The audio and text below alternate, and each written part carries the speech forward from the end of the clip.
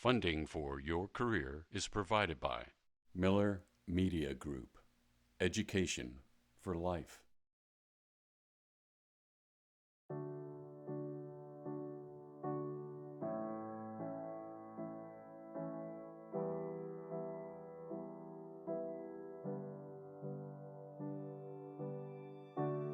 I see you struggle like butterflies in water, can't keep moving forward. I see your shoulders weighted down by armor. You don't need that protection. I will walk on glass, I will run 10,000 miles and more. I will give my eyes. If you lost your sight, I will run through fire. I will carry you through the heat. I will do it all again if you needed me to. As the executive director of the Brevard division, my role is to support our staff here locally who are out serving at-risk children and families in their homes, in our group homes, in the schools, and also to work with the community when a need is identified to meet that need with programming to help support at-risk kids and keep them safe. Having been a teacher for many, many years, I have seen so many kids that look at risk. Tell us a little bit about what an at-risk child looks like. An at-risk kid looks like any child. Could be your neighbor. You never know what's going on with a child. As a matter of fact, there's a cartoon that I like to reference. It's this little child in an elementary school, and the child is saying, "Can someone help me carry these things? I'm late to math class."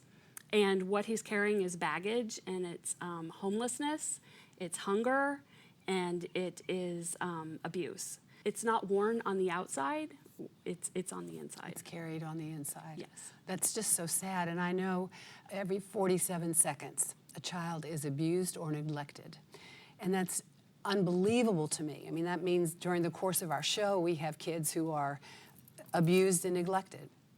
And you don't normally think that neglected would be abused, but in many cases it is. So tell us a little bit about how you discover these kids and what you actually do to get them out of the home, and what is the procedure for your home care?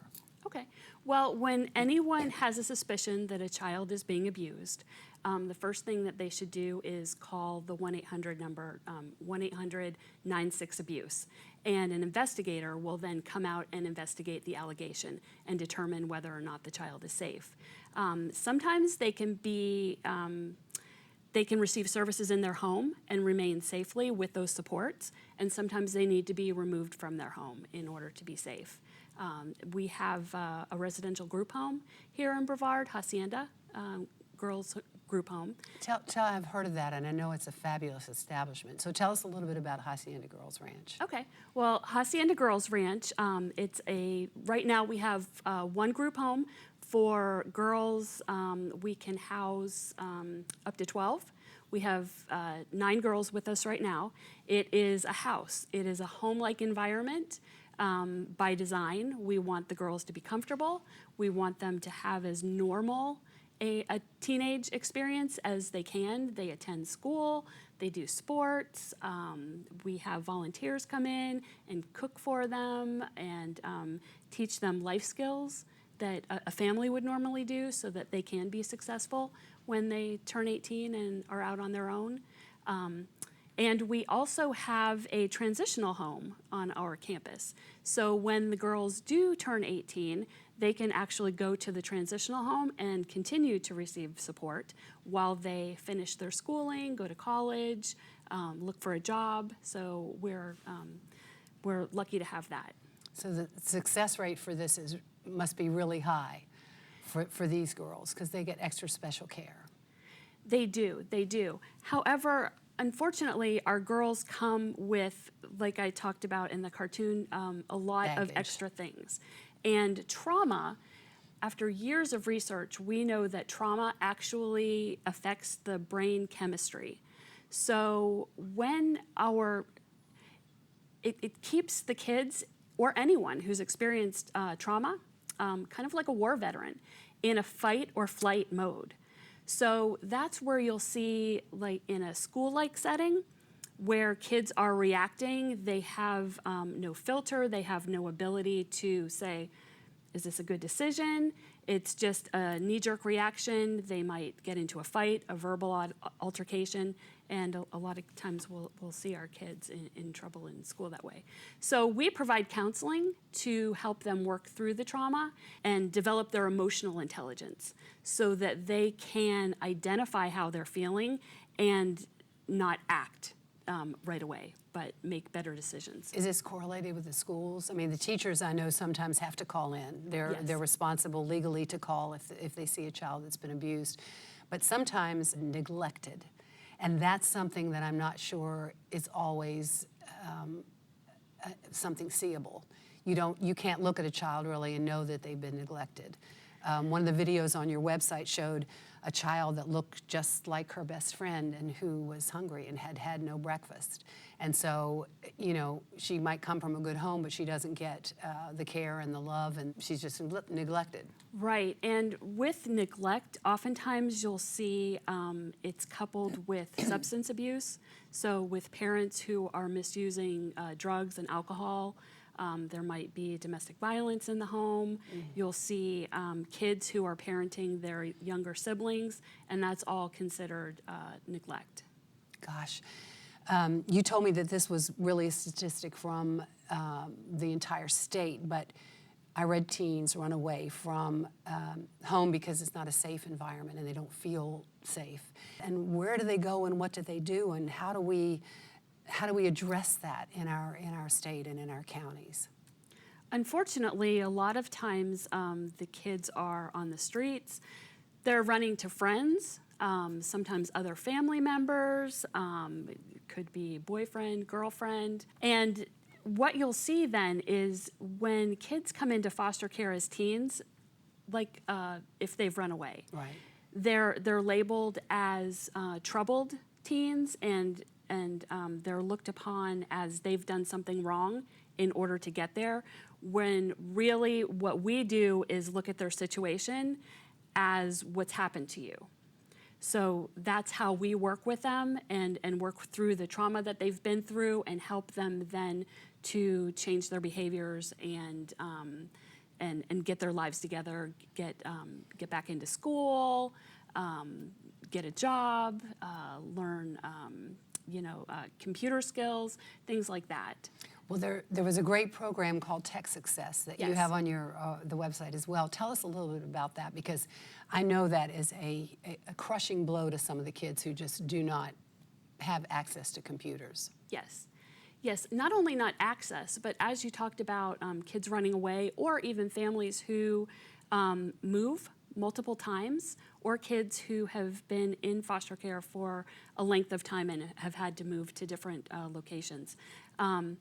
The kids don't always have a consistent education. So what Tech Success is, it's a partnership with Children's Home Society and Microsoft Youth Spark, to where we are trying to bridge the technology gap for our at-risk kids, because it's vital that they know how to use some of these Microsoft programs, Microsoft Word, Excel, PowerPoint. And what the system does, it's an online portal, and it offers them incentives and rewards to keep them engaged, but we want them to learn how to use this technology so that then they can take online classes, they can apply for jobs online, they can write a resume. We can also use the program to identify what they're good at, what it is that sparks their interest, so that we can link them with professionals in the community to then be a mentor and take them to the next step. What a great program. Yes. Well, what is the success rate of this? And I also want to know, do these children ever get back into the home? Because I know ultimately that would be the goal, to get these children and families back together so that they can be a family again. but a lot of times that's not possible. In Brevard, is that something that is done a lot, or?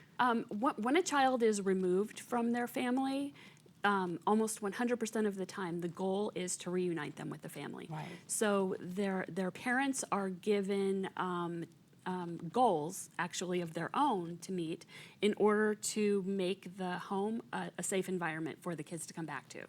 Are there classes? I mean, do the parents have to attend classes? Is it Sometimes some kind of a contractual thing that they? It's called a case plan. Okay. And it's filed with the court, and it's monitored by the court. And they have a case manager that works with them in order to complete those tasks. Gosh, I just know that there's so many kids who are struggling out there, not just with schoolwork. When you come into a classroom as a teacher and you watch a child come in and they are hungry and they are not focused and they're angry, they've been yelled at, and they're not dressed properly and they're not clean, there are just so many reasons to want to take them out of the home. And do you find that there are a lot of kids that you really can't take and you can't help? It depends. When an investigator goes in, they'll assess for safety, because sometimes it's just a matter of poverty, and poverty Right. is not, it doesn't mean a child is unsafe. Right. Sometimes the family might just need some supports, and we can help them with that. But if they are unsafe, if they do need to come into the foster care system, then that's where we would get involved. Now, with community schools, we can work with the whole family, which is exciting, because the goal is to bring all of the resources that are available in the community to the school, which is right there where the parents have access. We can do GED classes, we can do, if it's needed, English as a second language, we can do job skills while we're working with the kids on, Right. Getting up to reading level. Our purpose is to support teachers and the school in the learning And you said environment. Endeavor was our community school, Yes. which is close by. Yes. So tell us a little bit about how that changed over. Why did you choose Endeavor? Okay, well, Endeavor was, I believe, an F school and a Title I school. Also, it's located in the middle of a lower income neighborhood, and a lot of the kids were struggling academically. So what we do is we bring in a community school director who works very closely with the principal to identify what supports are needed for the teacher, for the teachers, the faculty, and for the kids, so that we can support that learning environment. One of our partners is Brevard Health Alliance, and they have a mobile health mobile, Wow. for lack of a better word, that is completely outfitted to provide pediatric medical services and dental services. Oh, And- what a great service. Yes. So that has already started, and kids are visiting the medical facility on Mondays. All we need is a release from their parents, and they can be seen. The medical personnel then will keep in contact with the parents and let them know what's going on, but they don't have to take off work, which affects them financially. Exactly. The kids can be seen, whatever the problem is can be alleviated, and then they can go back to the classroom and continue learning. Is there vision care along with this? Yes. How old are the kids that you in foster care? Well, actually, there was a law passed about 2 years ago, which created extended foster care. So kids can stay in foster care if they have a disability up until they're 22, or if they do not, up until 21. And that's because we were seeing kids who were 17, turning 18, but they weren't yet done with their high school diploma. So these kids can stay in foster care, continue to receive case management services and support, and continue with their education. And how much of the life skills do you actually teach? Like if kids they are getting a GED, but they want a skill of some sort, like auto mechanic, or they're not really aiming for college, do you provide other services that give them skills in addition to high school? We don't provide them ourselves, but with the kids that we serve, if they identify an interest, we will definitely link them and support them in getting that service or learning that trade or going in that direction. Well, I read that one thing on your website I loved. It says, "We're never satisfied with what is. We constantly pursue what can be."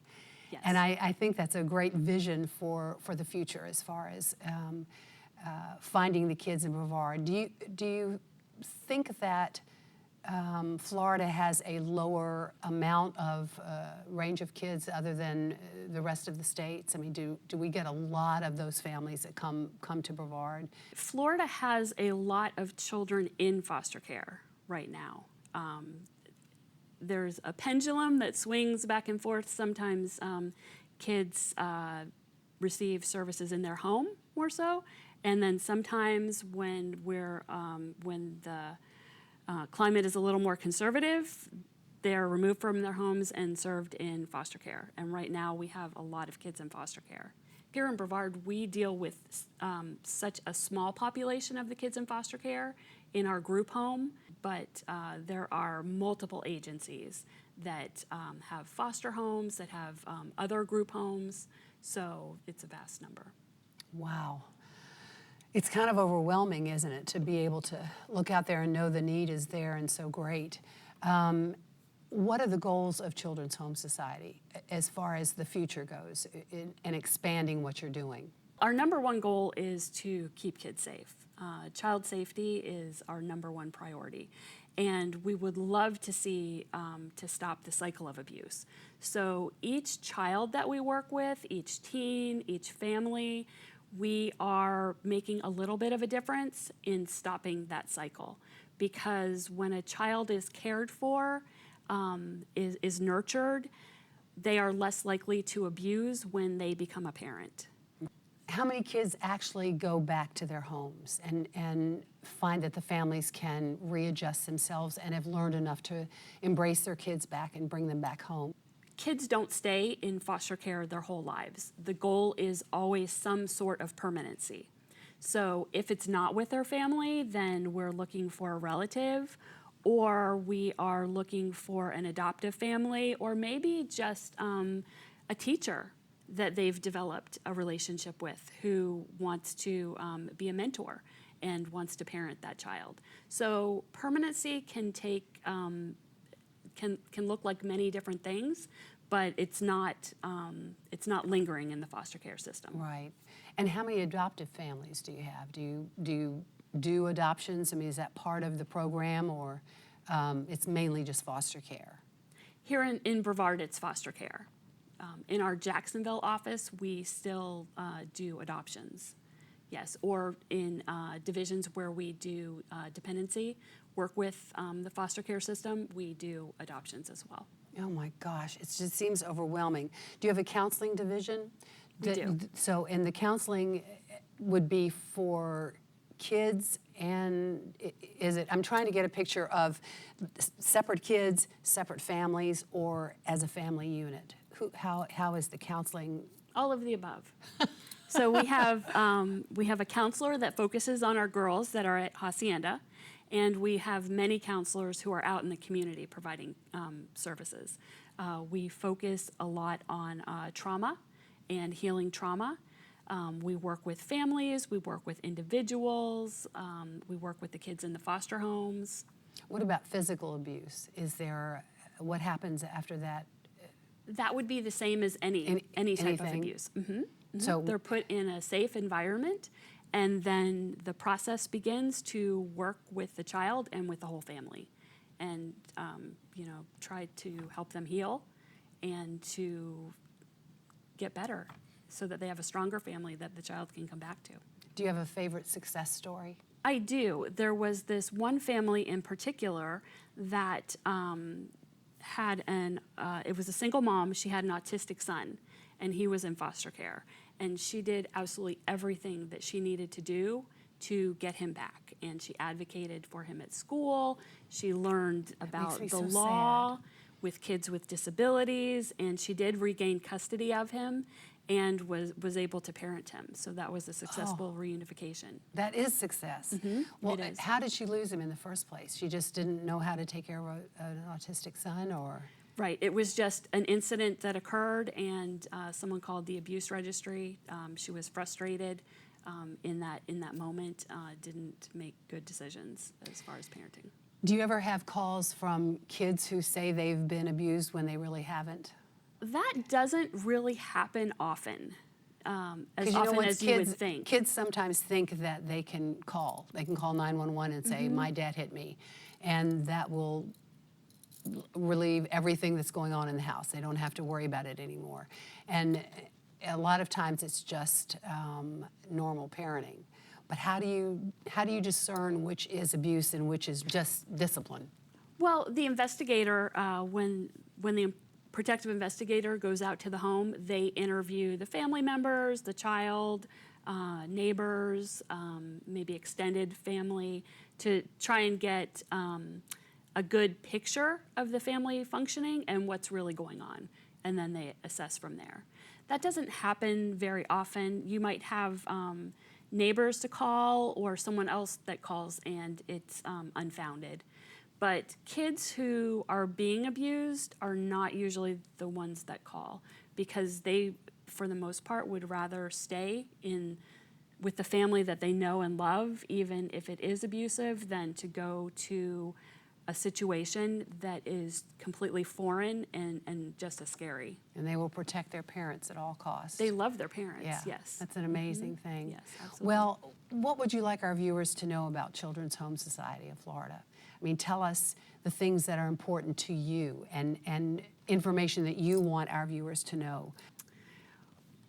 I would like to convey, the word potential comes to mind. And every child is born with potential, unlimited potential. Absolutely. And due to circumstances in their lives, they might not be realizing that. So what we want to do is to help them to realize their full potential, whether that's by getting counseling, by being involved with the community school, having a mentor. You know, our teens are often, people are afraid of teens. That's an understatement. But underneath all of those behaviors, maybe the unkind words, the cursing, there are kids who have experienced things that kids should never have to experience. No, I agree. So they've developed coping skills. Our teens and our kids, they need mentors, they need volunteers to work with them. They need someone who is just there for them. And there's so many of us who can help in this circumstance and read to kids, read to the younger kids, go to the schools, find out what you can do. And Yes, absolutely. Getting involved in any way, just showing that you love people, that you care about them. And if you see abuse, tell our viewers what they should do. And I guess that's really important. Yes, to call 1-800-96-ABUSE. It's not our job to investigate abuse as a community. It's our job to, if we have an inkling that it's occurring, just to call so that a professional can come out and look into the situation. And don't be afraid to call. If it's not abuse, hallelujah. If it is abuse, then you have done a good deed, and it's very important. The girls who are living at Hacienda Girls Ranch, each one of them is in foster care, and each one has a guardian ad litem who specifically is there to look out for their well-being. And take their points to court and Yes, listen to absolutely. them and To and represent believe them. them. Yes, to Yes. represent.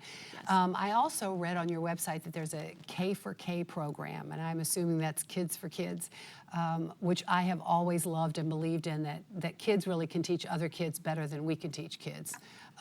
So tell us a little bit about that program. Well, the program was started by a young man who saw that there were kids that were less fortunate than he was, and he wanted to do something about that. So he made a video, and he got his friends and his contacts and his circle to donate money so that kids in the community who were not as well off as he was could do extracurricular activities, could maybe join clubs, could do things that cost money that they didn't have money for. And what we use it for locally, for instance, Endeavor, our Right. Endeavor Elementary. Sometimes the kids can't afford field trips. So the school will be going on a field trip and certain children would need to be left behind because their parents can't afford to send them. So that's what that money can be used for, so that kids can go on field trips, so that we might help them get a school uniform so that they don't stand out from the rest of the crowd, so that maybe they can get some sporting equipment so that they can participate in sports at school, things like that.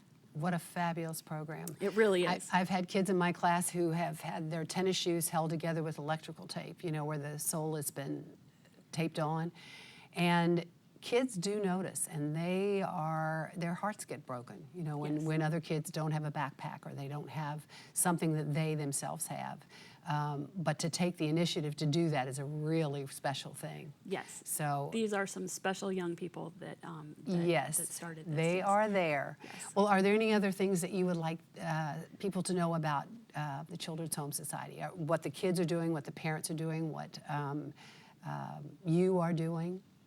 Well, we would love for the community to become involved with any of our programs by volunteering at the school. Like you said, you mentioned reading to the kids or participating in the after-school activities with them. We love when members of the community come to Hacienda Girls Ranch and do activities with the girls, maybe cook them dinner, maybe teach them how to cook a meal. They love it when we have guests and people from the community to come. We can always use volunteers. We can always use mentors. We can use donations for things like I talked about. Our girls are, high school age, so they have prom, they have yearbooks, they have, just all of those things that come with a cost. They participate in extracurricular activities. So anything that helps with the expense of that, the cost of the reimbursement for care that we receive doesn't cover all of the costs. But we want our kids to have everything that any other young person would have.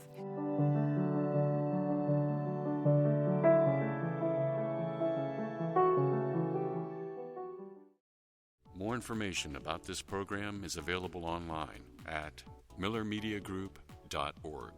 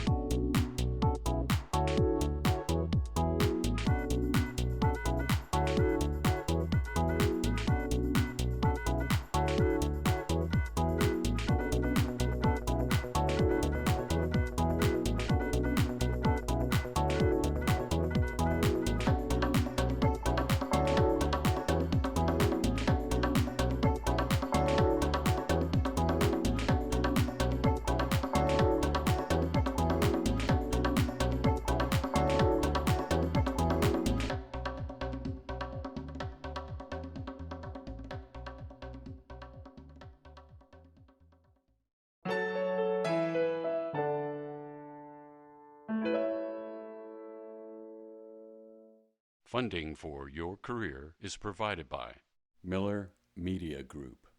Education for life.